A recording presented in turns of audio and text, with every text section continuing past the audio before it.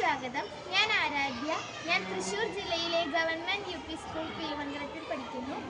School innovation മാരത്തോണിൻ്റെ ഭാഗമായി ഞാൻ ഇവിടെ ഉണ്ടാക്കിയിരിക്കുന്നത് ഒരു ചിരട്ടപ്പുട്ട് മേക്കറാണ്.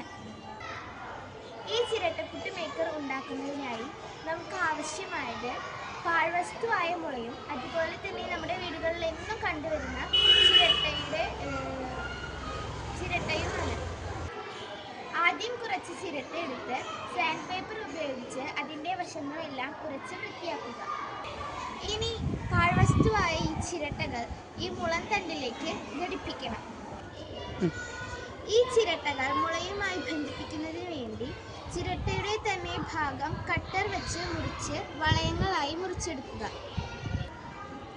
ഇനി ഈ മുളയിലേക്ക് നമ്മുടെ ചിരട്ട ഹോൾഡർ ആണി ഉപയോഗിച്ച് ഉറപ്പിക്കാം.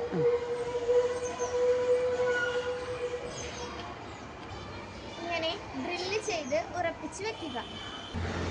അങ്ങനെ നമ്മുടെ ചിരട്ടപ്പുട്ട് മേക്കർ ഇവിടെ തയ്യാറായിട്ടുണ്ട്.